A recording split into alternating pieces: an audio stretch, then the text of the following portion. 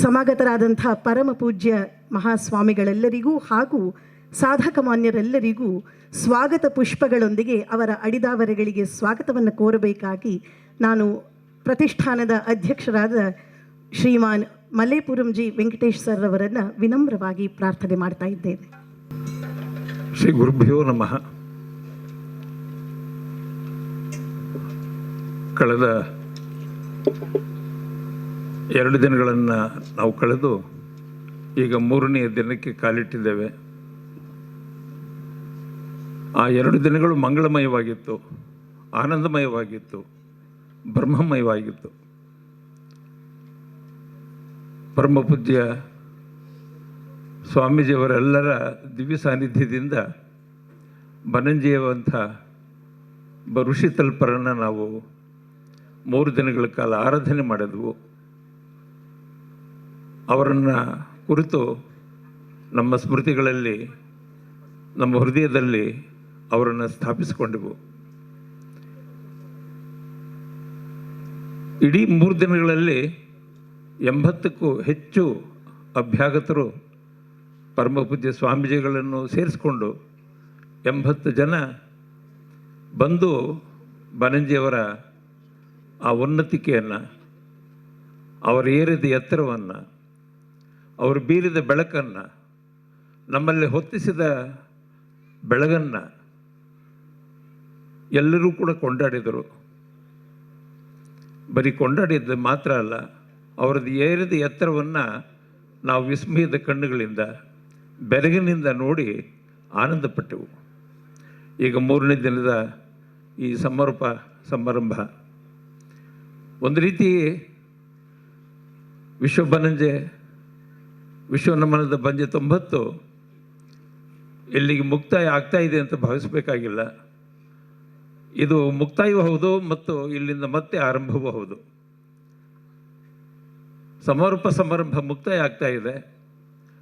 ಮುಂದಿನ ದಿನಗಳಲ್ಲಿ ಮತ್ತೆ ಇದು 100 ವರ್ಷಕ್ಕೆ, ಶತಮಾನದ ಸಂಭ್ರಮಕ್ಕೆ ನಾವು ಕಾರಣ ಆಗಬೇಕಾಗಿದೆ. ಇನ್ನು 10 ವರ್ಷದ ತರುವಾಯ ನಮ್ಮ ವೀಣಾ ಇದೇ ಶತಮಾನದ ಸಂಭ್ರಮದಲ್ಲಿ ನಾವು ನಿರೀಕ್ಷೆ ಮಾಡ್ತಾಯಿದ್ದೀವಿ. ಅಲ್ಲಿಗೆ ಹೋಗೋಣ ನಾವು. ಅದರ ಪೂರ್ವ ಸಿದ್ಧತೆಯಾಗಿ ಇವೆಲ್ಲವೂ ನಡೀತಿದೆ. 80, 90, ಮುಂದೆ 100. ಆಚಾರ್ಯ ಬನಂಜಿಯವರು ನಮ್ಮೆಲ್ಲರಿಗೂ ದಾರಿ ತೋರಿಸಿದವರು ಅನ್ನೋದ್ರ ಬಗ್ಗೆ ಮತ್ತೆ 2ನೇ ಮಾತಿಲ್ಲ. ಅವರ ಸಮೀಪಕ್ಕೆ ಬಂದವರೆಲ್ಲ ಪುನೀತರಾಗಿದ್ದಾರೆ, ತಮ್ಮ ತಿಳುವಳಿಕೆಯನ್ನು ಹೆಚ್ಚಿಸ್ಕೊಂಡಿದ್ದಾರೆ, ಅವರಿಂದ ಧನ್ಯರಾಗಿದ್ದಾರೆ, ಮಾನ್ಯರಾಗಿದ್ದಾರೆ. ಆಚಾರ್ಯ ಬನಂಜಿಯವರ ವಾಕ್ಶಕ್ತಿ ಮಂತ್ರ ಸದೃಶವಾದ್ದು. ನಾನು ಅನೇಕ ಕಡೆ ಹೇಳಿದ್ದೇನೆ, ಬನಂಜಿ ಅನ್ನೋದು ಒಂದು ಮಂತ್ರ ಅಂಥೇಳಿ. ಬನಂಜಿ ಅನ್ನುವ ಆ ಮಂತ್ರ ನಮ್ಮನ್ನೆಲ್ಲ ಇವತ್ತು ಇಷ್ಟು ಕೂಡೋದಕ್ಕೆ, ಸೇರೋದಕ್ಕೆ ಕಾರಣ ಆಗಿದೆ. ಇದರಲ್ಲಿ ಡಾಕ್ಟರ್ ಬನಂಜಿ ಗೋವಿಂದಾಚಾರ್ಯ ಪ್ರತಿಷ್ಠಾನ ಇದನ್ನು ಪ್ರಾರಂಭ ಮಾಡಿದ್ರು. ಅದರೆಲ್ಲ ಬಂದು ನೀವೆಲ್ಲ ಕೂಡಿ ಅದನ್ನು, ಆ ಬ್ರಹ್ಮರಥವನ್ನು ನೀವೆಲ್ಲ ಎಳಿತಾ ಇದ್ದೀರಿ. ಈ ದಿನ ಬ್ರಹ್ಮರಥ ಇಲ್ಲಿ ಬಂದು ನಿಂತಿದೆ. ಈಗ ಇಂದು 100ನೇ ವರ್ಷಕ್ಕೆ ಆ ಬ್ರಹ್ಮರಥ ಹೋಗಲಿದೆ.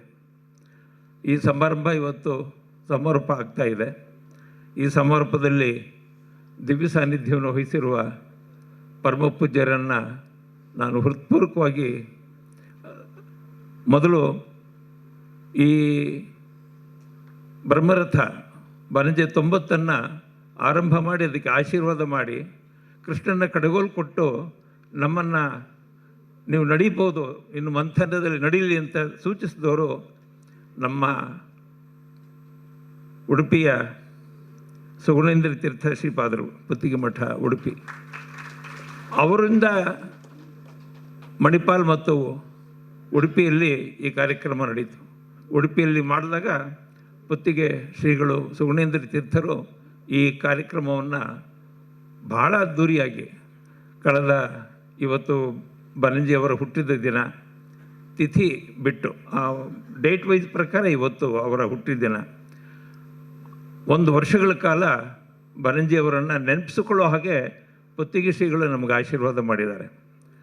ಎಲ್ಲರನ್ನೂ ಆಶೀರ್ವಾದ ಮಾಡಿ ನಮಗೆ ಕಡೆಗೋಲು ಕೊಟ್ಟು ಕರ್ನಾಟಕ ಮತ್ತು ಹೃಷಿಕೇಶ ಮತ್ತು ಅಮೇರಿಕಾ ಈ ಭಾಗಗಳಲ್ಲಿ ಈ ಬ್ರಹ್ಮರಥಕ್ಕೆ ಬನಂಜಿ ಎಂಬ ಬ್ರಹ್ಮರಥವನ್ನು ಎಲ್ಲ ಕಡೆ ಓಡಾಡಿಸಿ ಈಗ ನಾವು ಮುಕ್ತಾಯ ತರೋದಕ್ಕೆ ಅವರೇ ಮೂಲ ಕಾರಣ.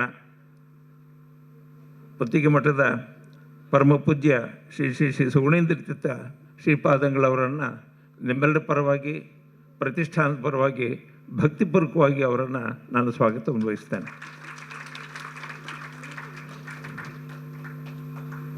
ಕಾಣಿಯೂರು ಮಠದ ಶ್ರೀ ವಿದ್ಯಾವಲ್ಲಭ ತೀರ್ಥ ಶ್ರೀಪಾದಂಗಳವರು ಈ ಸಮಾರಂಭದ ಅಧ್ಯಕ್ಷತೆಯನ್ನು ವಹಿಸಿ ಈ ಕಾರ್ಯಕ್ರಮವನ್ನು ನಡೆಸ್ಕೊಡ್ಬೇಕು ಅಂಥೇಳಿ ನಾನು ಶ್ರೀಪಾದಂಗಳವರಲ್ಲಿ ಭಿನ್ನ ಮಾಡಿಕೊಳ್ತೇನೆ. ಅವರನ್ನು ಕೂಡ ನಿಮ್ಮೆಲ್ಲರ ಪರವಾಗಿ ಮತ್ತು ಪ್ರತಿಷ್ಠಾನದ ಪರವಾಗಿ ಹೃತ್ಪೂರ್ವಕವಾದ ಭಕ್ತಿಪೂರ್ವಕವಾದಂಥ ಸ್ವಾಗತವನ್ನು ಬಯಸ್ತೇನೆ. ಜಗದ್ಗುರು ಶ್ರೀ ಸ್ವಸ್ತಿ ಚಾರುಕೀರ್ತಿ ಭಟ್ಟಾಚಾರ್ಯ ಪಂಡಿತಾಚಾರ್ಯವರಿಯ ಸ್ವಾಮೀಜಿಯವರು ದಿಗಂಬರ ಜೈನ ಮಠ ಮೂಡುಬಿದಿರೆ ಅವರು ಇವತ್ತಿನ ಈ ಸಮಾರೋಪ ಸಮಾರಂಭದಲ್ಲಿ ಅವರು ದಿವ್ಯ ಸಾನ್ನಿಧ್ಯವನ್ನು ವಹಿಸಿದ್ದಾರೆ. ಚಾರುಕೀರ್ತಿ ಭಟ್ಟಾರಕರು ತುಂಬ ಅವರ ಮಾತುಗಳನ್ನು ಕೇಳಿ ನಾವು ತುಂಬ ಸಂತೋಷಪಟ್ಟಿದ್ದೇವೆ. ಅಪರೂಪದ ಒಂದು ಮಾತನ್ನು ಅವರು ಆ ದಿನ ಆಡಿದರು. ಒಂದು 3/4 ಗಂಟೆ ಅವರು ಮಾತಾಡಿದ ರೀತಿ ಇದೆಯಲ್ಲ, ಅದು ನಮ್ಮೆಲ್ಲರನ್ನು ಪುಳಕಗೊಳಿಸ್ತು, ಆನಂದಮಯಗೊಳಿಸ್ತು. ಅವರನ್ನು ಕೂಡ ನಿಮ್ಮೆಲ್ಲರ ಪರವಾಗಿ ಪ್ರತಿಷ್ಠಾನದ ಪರವಾಗಿ ನಾನು ಭಕ್ತಿಪೂರ್ವಕವಾಗಿ ಅವರನ್ನು ಸ್ವಾಗತವನ್ನು ಬಯಸ್ತೇನೆ. ಶ್ರೀ ಕನ್ನೇರು ಮಠದ ಪರಮ ಪೂಜ್ಯ ಶ್ರೀ ಸದೃಶ್ಯ ಕಾಡಸಿದ್ದೇಶ್ವರ ಸ್ವಾಮೀಜಿಯವರು ಅವರನ್ನು ನೆನಪು ಮಾಡಿಕೊಂಡ್ರೆ ಒಂದು ರಾಷ್ಟ್ರಭಕ್ತಿ, ಒಂದು ಬ್ರಹ್ಮ ತೇಜಸ್ಸು ಮತ್ತು ಕ್ಷಾತ್ರ ತೇಜಸ್ಸು ಎರಡೂ ಒಟ್ಟಿಗೆ ಇರೋದು ನಮ್ಮ ಕಾಡಸಿದ್ದೇಶ್ವರ ಸ್ವಾಮೀಜಿಯವರು. ಎರಡೂ ಬೇಕು ಇವತ್ತಿನ ಭಾರತಕ್ಕೆ.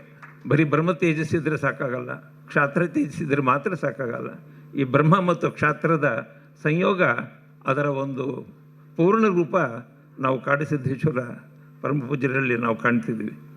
ಅವರನ್ನು ಕೂಡ ನಾನು ನಿಮ್ಮೆಲ್ಲರ ಪರವಾಗಿ ಮತ್ತು ಪ್ರತಿಷ್ಠಾನದ ಪರವಾಗಿ ನಾನು ಹೃತ್ಪೂರ್ವಕವಾಗಿ ಮತ್ತು ಭಕ್ತಿಪೂರ್ವಕವಾಗಿ ಅವರನ್ನು ಸ್ವಾಗತವನ್ನು ಬಯಸ್ತೇನೆ. ಕೃಷ್ಣನನ್ನು ಇಡೀ ವಿಶ್ವದಾದ್ಯಂತ ಕರ್ಕೊಂಡು ಹೋದವರು ಶ್ರೀಲ ಪ್ರಭುಪಾದರು.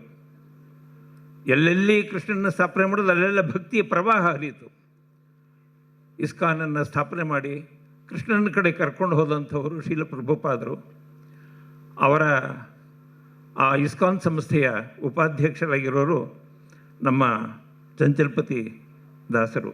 ಅವರು ಹಿರಿಯ ಉಪಾಧ್ಯಕ್ಷರು. ಬೆಂಗಳೂರನ್ನು ಇಸ್ಕಾನ್ ಸಂಸ್ಥೆಯನ್ನು ನಡೆಸ್ತಿರುವ ಆ ಪೂಜ್ಯರನ್ನು ನಿಮ್ಮೆಲ್ಲರ ಪರವಾಗಿ ಮತ್ತು ಪ್ರತಿಷ್ಠಾನದ ಪರವಾಗಿ ಹೃತ್ಪೂರ್ವಕವಾಗಿ ಸ್ವಾಗತವನ್ನು ಬಯಸ್ತೇನೆ. ಶ್ರೀ ಶ್ರೀ ಶ್ರೀ ಡಾಕ್ಟರ್ ವಿದ್ಯಾವಾಚಸ್ಪತಿ ವಿಶ್ವಸಂತೋಷ ಭಾರತಿ ಶ್ರೀಪಾದರು, ಬಾರ್ಕೂರು ಮಠ ಮಹಾಸಂಸ್ಥಾನ, ಭಾರ್ಗವ ಬೀಡು ಬಾರ್ಕೂರು. ಅವರ ವೈಶಿಷ್ಟ್ಯತೆಯನ್ನು ನಾವು ಹೆಚ್ಚು ಹೇಳಬೇಕಾಗಿಲ್ಲ. ಅವರೆಲ್ಲೂ ಕೂಡ ಹೀಗೆ ಈ ಭಕ್ತಿ ಜ್ಞಾನ, ಈ ಭಕ್ತಿ ಜ್ಞಾನಗಳ ಎರಡರ ಸಂಯೋಗ ನಮ್ಮ ವಿದ್ಯಾವಾಚಸ್ಪತಿ ವಿಶ್ವಸಂತೋಷ ಭಾರತಿ ಶ್ರೀಪಾದಂಗಳವರು. ಅವರನ್ನು ಕೂಡ ಈ ಸಮಾರಂಭಕ್ಕೆ ನಿಮ್ಮೆಲ್ಲ ಪರವಾಗಿ ಮತ್ತು ಪ್ರತಿಷ್ಠಾನದ ಪರವಾಗಿ ನಾನು ಹೃತ್ಪೂರ್ವಕವಾಗಿ ಭಕ್ತಿಪೂರ್ವಕವಾಗಿ ಸ್ವಾಗತವನ್ನು ಬಯಸ್ತೇನೆ. ಇವತ್ತಿನ ಅಭ್ಯಾಗತರಾಗಿ ನಮ್ಮ ಜೊತೆ ಇರೋರು ಶ್ರೀ ಕೃಷ್ಣ ದೀಕ್ಷಿತರು, ಒರಿಸ್ಸಾ ಉಚ್ಚ ನ್ಯಾಯಾಲಯದ ನ್ಯಾಯಮೂರ್ತಿಗಳಾಗಿದ್ದವರು. ಮೊದಲು ಕರ್ನಾಟಕದ ಉಚ್ಚ ನ್ಯಾಯಾಲಯದ ನ್ಯಾಯಮೂರ್ತಿಗಳಾಗಿ ತಮ್ಮ ತೀರ್ಪಿಗೆ ಅವರು ಬದ್ಧರಾದವರು. ಎಂಥ ಒಳ್ಳೆ ತೀರ್ಪು ಕೊಡ್ತಾಯಿದ್ರು ಅನ್ನೋದಕ್ಕೆ ಅನೇಕ ಉದಾಹರಣೆಗಳಿವೆ. ಅದರಲ್ಲಿ ಅನೇಕ ತೀರ್ಪುಗಳನ್ನು ಖಡಾಖಂಡಿತವಾಗಿ ಯಾವ ಮುಲಾಜಿಲ್ಲದೇ ಕೆಲವು ತೀರ್ಪುಗಳನ್ನು ಮತ್ತು ಆ ರೀತಿಯದನ್ನು ಹೇಳಿದಂಥವರು ನಮ್ಮ ಶ್ರೀ ಕೃಷ್ಣ ದೀಕ್ಷಿತರು. ಅದಕ್ಕೂ ಸ್ವಲ್ಪ ಎಂಟೇದೇ ಬೇಕು ಆ ರೀತಿ ತೀರ್ಪು ಕೊಡುವಾಗ ಹಾಗೆ ಹೇಳೋದಕ್ಕೆ. ಅವರನ್ನು ಕೂಡ ನಿಮ್ಮೆಲ್ಲರ ಪರವಾಗಿ ಮತ್ತು ಪ್ರತಿಷ್ಠಾನದ ಪರವಾಗಿ ನಾನು ತುಂಬ ಮನಸ್ಸಿನಿಂದ ಸಂತೋಷದಿಂದ ಅವರನ್ನು ಸ್ವಾಗತವನ್ನು ಬಯಸ್ತೇನೆ. ಗೋವಿಂದಾಚಾರ್ಯ ಪ್ರತಿಷ್ಠಾನದಲ್ಲಿ ಒಬ್ಬ ಮೂಲ ಮೂರ್ತಿ ಇದೆ. ಎಲ್ಲಿ ಕರೆದ್ರೂ ಅವ್ರು ಬಂದು ಆಚಾರ್ಯರ ಬಗ್ಗೆ ಮಾತಾಡ್ತಕ್ಕಂಥವರು. ಅವರೇ ಶಿಕ್ಷಣ ತಜ್ಞರು ಶ್ರೀ ಗುರುನಾಥ್ ಕರಜಗಿಯವರು. ನೋಡುವುದಕ್ಕೆ ವಾಮನ, ಆದರೆ ಅವರ ಇಡೀ ಶಿಕ್ಷಣದಲ್ಲಿ ಆ ವಿದ್ಯಾಕ್ಷೇತ್ರದಲ್ಲಿ ಅವರು ತ್ರಿವಿಕ್ರಮ. ಅವರನ್ನು ಕೂಡ ನಿಮ್ಮೆಲ್ಲರ ಪರವಾಗಿ ಮತ್ತು ಪ್ರತಿಷ್ಠಾನದ ಪರವಾಗಿ ನಾನು ಸ್ವಾಗತವನ್ನು ಬಯಸ್ತೇನೆ.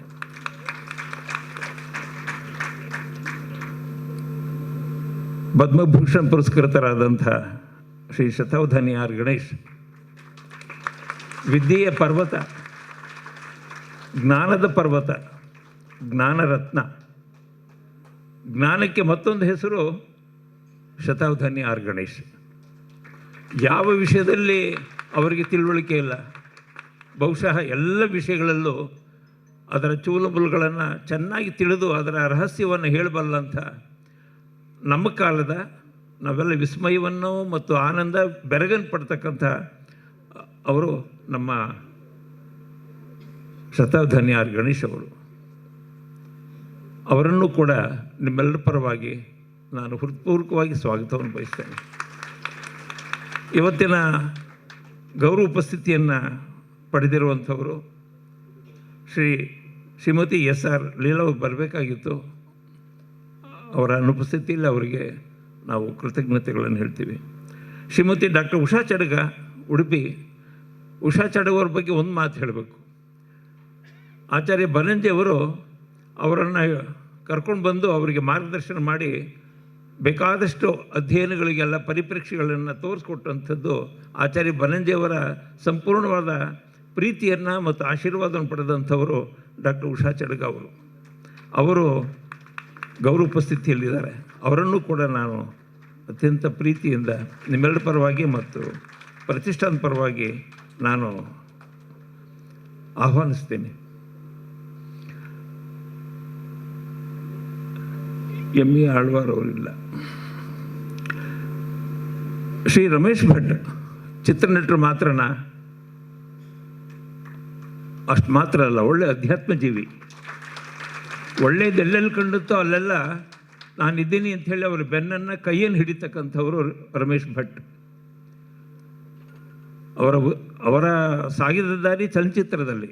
ಆದರೆ ಒಬ್ಬ ಮನುಷ್ಯ ಒಬ್ಬ ಚಲನಚಿತ್ರದಲ್ಲಿದ್ದು ಎಷ್ಟು ಪವಿತ್ರೀಕೃತನಾಗಬಹುದು, ಎಷ್ಟು ಹೃದಯವನ್ನು ಎಷ್ಟು ಸ್ವಚ್ಛವಾಗಿ ಇಟ್ಕೋಬೋದು ಅನ್ನೋದಕ್ಕೆ ನಮ್ಮ ಶ್ರೀ ರಮೇಶ್ ಭಟ್ ಅವರು ಒಂದು ಉದಾಹರಣೆ.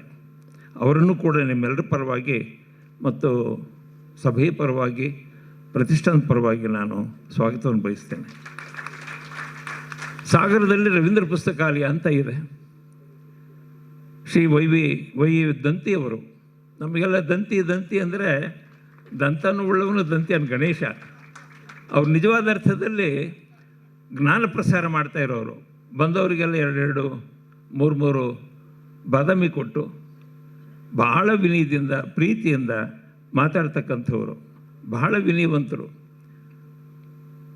85ಕ್ಕೂ ಮೇಲ್ಪಟ್ಟು ಪ್ರಾಯದಲ್ಲಿರುವಂಥವರು ಇಡೀ ಪುಸ್ತಕವನ್ನು ಮನೆ ಮನೆಗೆ ಮುಟ್ಟಿಸಿ ಜ್ಞಾನ ಪ್ರಸಾರ ಮಾಡ್ತಿರೋದು ಮಾತ್ರ ಅಲ್ಲ, ಅಲ್ಲಿ ಪ್ರತಿ ವರ್ಷವೂ ಕೂಡ ಅವರು ಉಪನ್ಯಾಸಗಳನ್ನು ಏರ್ಪಡಿಸ್ತಾರೆ, ಸಪ್ತಾಹಗಳನ್ನು ಮಾಡ್ತಾರೆ.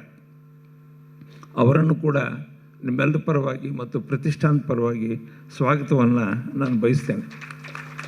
ನಾವು ಶಿವಮೊಗ್ಗದಲ್ಲಿ ಕಾರ್ಯಕ್ರಮ ಮಾಡಿದಾಗ ತಮ್ಮ ಮನೆಗೆ ನಮ್ಮನ್ನೆಲ್ಲ ಆಹ್ವಾನಿಸಿ ನಮಗೆಲ್ಲ ಭೋಜನ ಕೊಟ್ಟು ರುಚಿಕರವಾಗಿ ಅವರೇ ನಿಂತ್ಕೊಂಡು ಅವರ ಮನೆಯವರು ನಮಗೆ ಬಡಿಸಿದ್ರು, ತಣಿಸಿದ್ರು, ಮನವನ್ನು ಮೆಚ್ಚಿಸಿದ್ರು. ಅವರೇನೇ ಶ್ರೀ ಕೆ ಎಲ್ ಉಪಾಧ್ಯಾಯರು. ಬರೀ ಉದ್ಯಮಿಗಳೇ ಅಲ್ಲ, ಒಬ್ಬ ನಿಜವಾದ ರಸಪುರುಷ. ಸ್ನೇಹಕ್ಕೆ ಇನ್ನೊಂದು ಮಾದರಿ ಕೆ ಎಲ್ ಉಪಾಧ್ಯಾಯರು. ಅವರನ್ನು ಕೂಡ ನಿಮ್ಮೆಲ್ಲರ ಪರವಾಗಿ ಮತ್ತು ಪ್ರತಿಷ್ಠಾನದ ಪರವಾಗಿ ಸ್ವಾಗತವನ್ನು ಬಯಸ್ತೇನೆ. ಈ ಸಭೆಯಲ್ಲಿ ಅನೇಕರಿದ್ದಾರೆ, ಅನೇಕ ಮಹನೀಯರು, ಗಣ್ಯರು, ತಾಯಂದಿರು, ಬನಂಜಿಯವರ ಅಭಿಮಾನಿಗಳು, ಅವರ ಶಿಷ್ಯರು ಎಷ್ಟು ಜನ ಇದ್ದಾರೆ.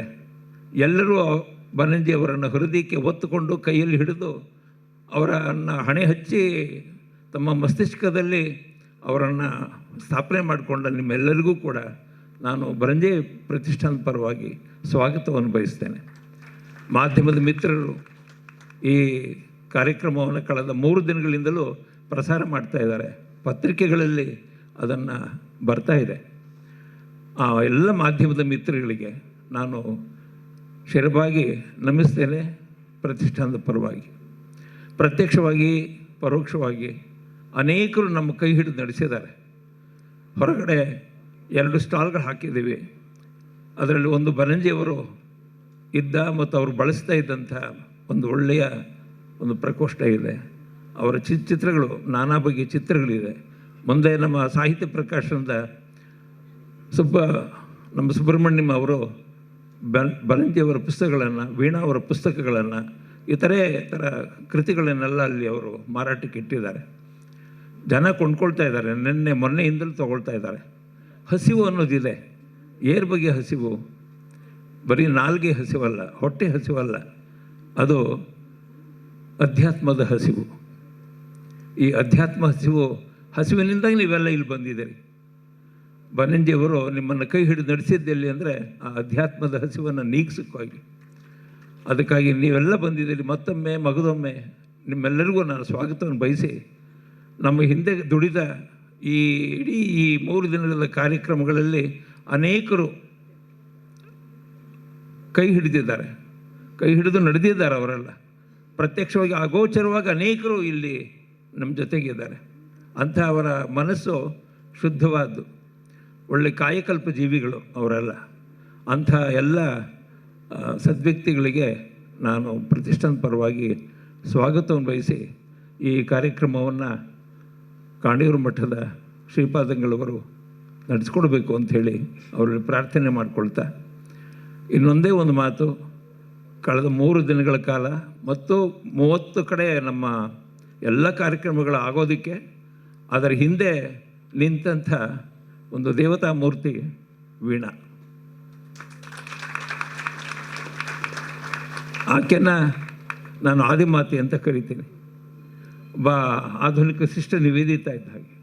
ಯಾವ ರೀತಿ ಹೇಳಬೇಕು ಬಣ್ಣನೆ ಮಾಡೋಕ್ಕಾಗಲ್ಲ. ಆ ಎಲ್ಲಕ್ಕೂ ಮೀರಿದಂಥ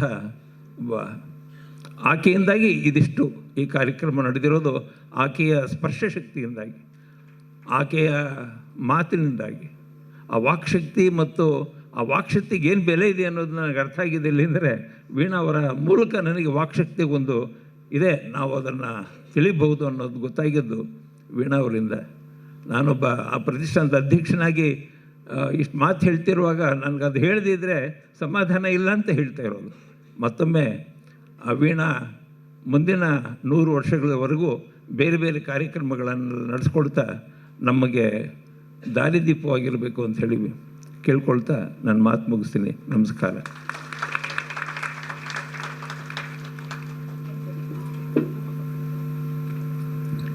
ಆಹ್ವಾನವನ್ನು ಅತ್ಯಂತ ಆತ್ಮೀಯವಾಗಿಸಿದಂಥ ಶ್ರೀಮಾನ್ ಮಲ್ಲೇಪುರಂ ವೆಂಕಟೇಶ್ ಸರ್ ಅವರಿಗೆ ಧನ್ಯವಾದಗಳು.